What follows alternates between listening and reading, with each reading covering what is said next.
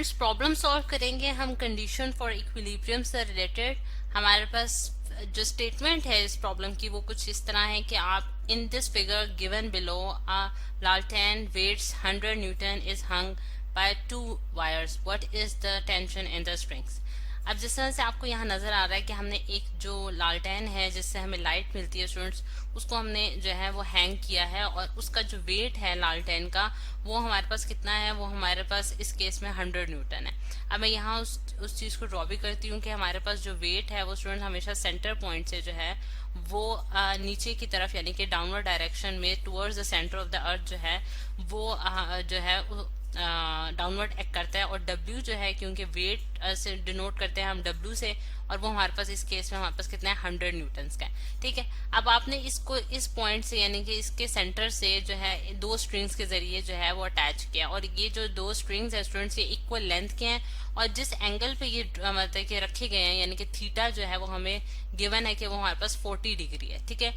40 degree जो है वो एंगल है जिस एंगल पे जो है ये मतलब हॉरिजॉन्टल डायरेक्शन मतलब कि हॉरिजॉन्टल लाइन, ये जो हमारे पास लाइन है, ठीक है, हॉरिजॉन्टल लाइन के साथ जो ये एंगल बना रहे हैं स्ट्रिंग्स वो हमारे पास कितना है 40 डिग्री है। Theta is equal to 40 degree. अच्छा, अब अगर हम देखें स्टूडेंट्स कि अगर मैं इस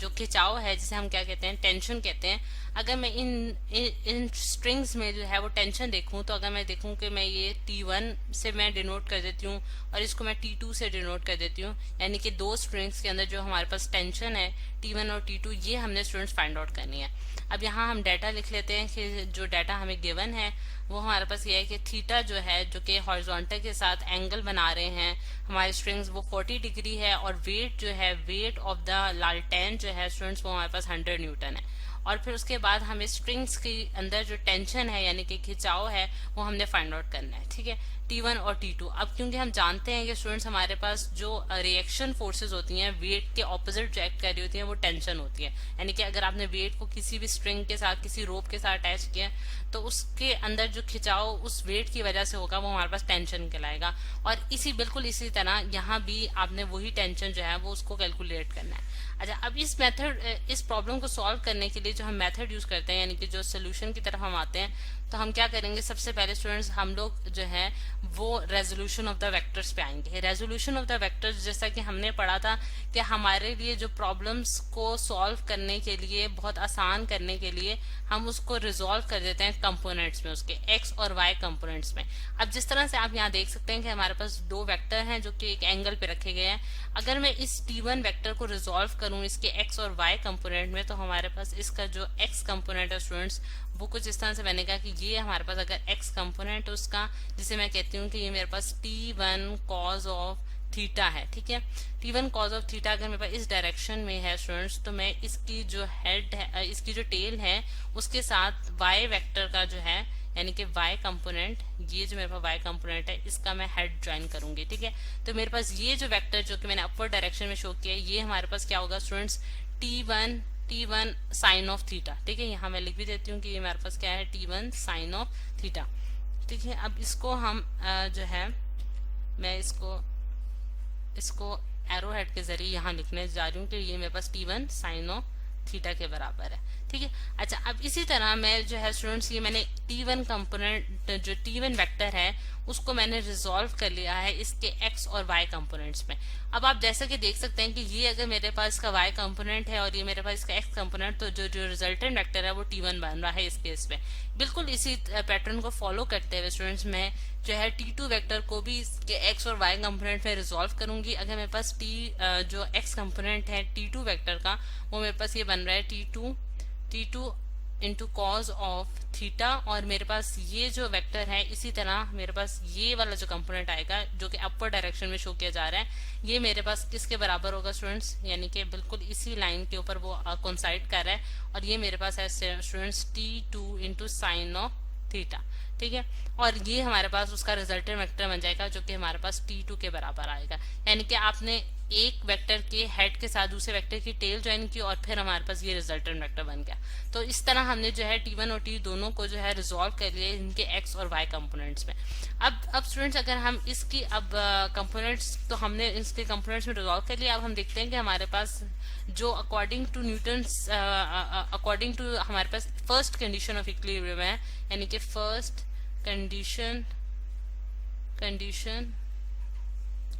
ऑफ इक्विलिब्रियम जो हमने पढ़ रखी है उसके मुताबिक हम देखते हैं कि हमारे पास किस तरह से जो है जो एक्स कंपोनेंट मतलब कि हमारे पास जो फोर्सेस जो कि एक्स डायरेक्शन में एक्ट करती हैं यानी कि उनका सम हमारे पास किसके बराबर होगा, समेशन एफ ऑफ एक्स जो है वो हमने पढ़ा है कि वो 0 के बराबर होना चाहिए और समेशन एफ ऑफ y जो है वो भी हमारे पास 0 के बराबर होता है। ठीक है, अब सबसे पहले हम x कंपोनेंट्स में देखते हैं कि हमारे पास इनका जो समेशन है वो किसके बराबर आता है। अब x कंपोनेंट x डायरेक्शन में अगर आप देखें स्टूडेंट्स, यानी कि ये मेरे पास अगर x एक्सिस है और ये मेरे पास स्टूडेंट्स y एक्सिस है जो कि डाउनवर्ड डायरेक्शन में आएंगे, तो अगर मैं x एक्सिस में देखूं तो मेरे पास कौन कौन सी फोर्सेज आ जाती हैं। अब एक्स एक्सिस में मेरे पास कौन सी फोर्सेज आ रही है, सबसे पहले जो मुझे फोर्स नजर आ रही है यानी कि इसके अंदर मैं वैल्यूज पुट करने जा रही हूँ students T1 cause of theta, ठीक है, और प्लस मेरे पास आ जाएगा T2 कॉज ऑफ थीटा। अब T2 cause of theta students उसके ऑपोजिट डायरेक्शन में, यानी कि मैंने आपको जिस तरह से हमने पढ़ा था कि हमारे पास एक्स एक्सिस ये अगर मेरे पास पॉजिटिव एक्स एक्सिस है तो इसके ऑपोजिट ओरिजिन के जो दूसरी साइड होगी वो नेगेटिव एक्स एक्सिस होगा,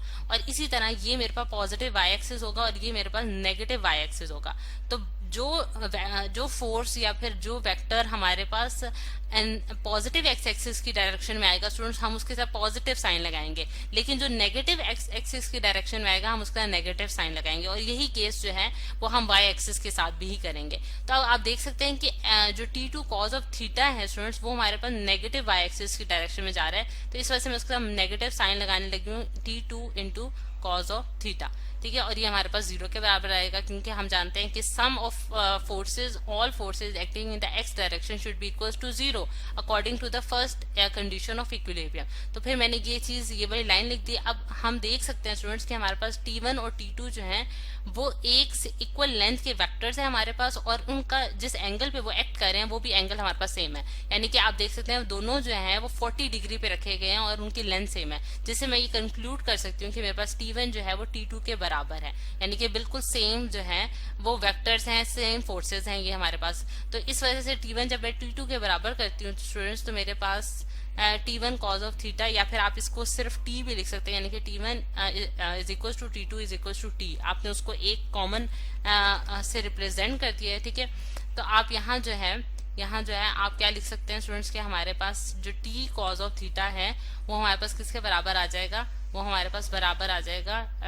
T1 जो है वो भी T के बराबर आ जाएगा और T2 भी हमारे पास T के बराबर आ जाएगा। T cos of theta is equal to 0, और थीटा की वैल्यू जो है 40 डिग्री है तो ये दोनों वैल्यूज कैंसिल अप हो जाएंगे और 0 जो है वो 0 के बराबर आ जाएगा। ठीक है, तो हमारे पास ये हमने पहली देख ली, और अब समेशन एफ ऑफ वाई देखते हैं स्टूडेंट्स। हम समेशन एफ ऑफ वाई जो है उस केस में, यानी कि अब मैं समेशन एफ ऑफ वाई में वैल्यूज पुट करने जा रही हूँ। ठीक है,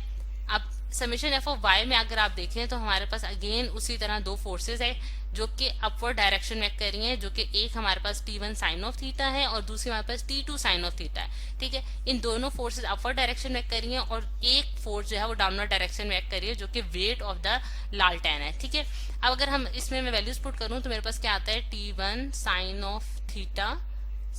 theta plus T2 sin of theta. ये दोनों forces Y axis positive Y axis की डायरेक्शन में, इस वजह से मैंने उनके साथ पॉजिटिव साइन डाला है, और मैं नेगेटिव साइन डालूंगी W के साथ जो कि वेट ऑफ द हमारे पास जो लालटेन है उसकी वेट जो है वो डाउनवर्ड डायरेक्शन में कर रहा है, इस वजह से मैंने उसका नेगेटिव साइन डाल दिया। अब T1 जो है वो T2 के बराबर है और इस वजह से मैं यहाँ इसकी जगह मैं T भी लिख सकती हूँ, तो मेरे पास T sin of theta plus T sin of theta जो है